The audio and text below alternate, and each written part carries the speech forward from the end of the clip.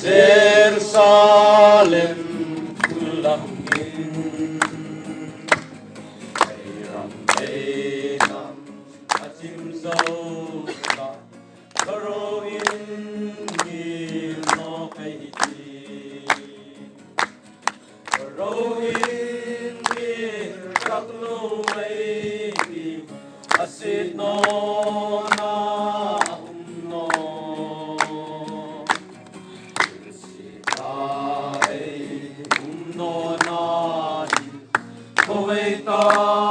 in iraiti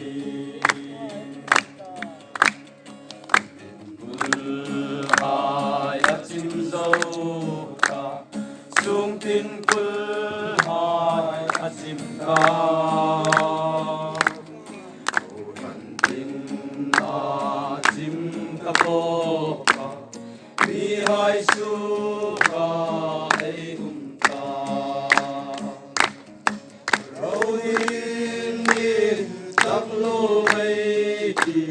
Asit no na umno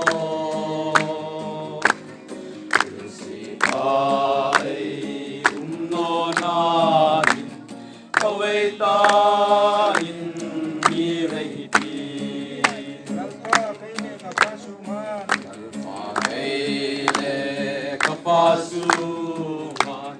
Idarkan lo posita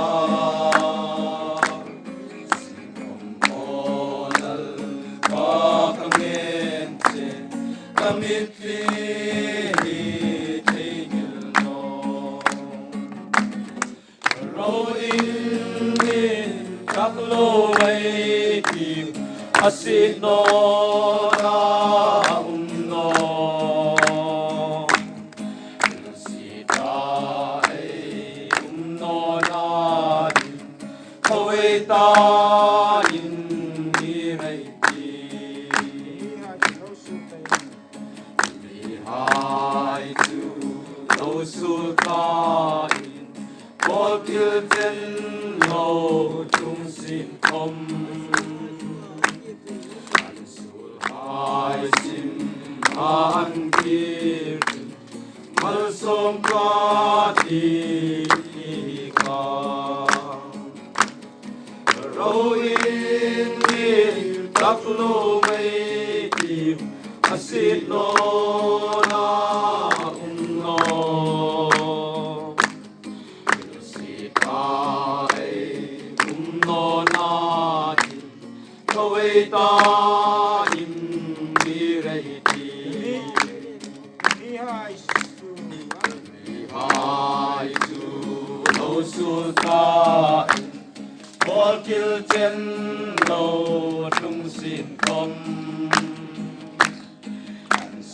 Ai sim an kirtin Kalsom kati ka Roin kaklo maiti asit no na umno Sitai umno natin kawaitain Patino Purase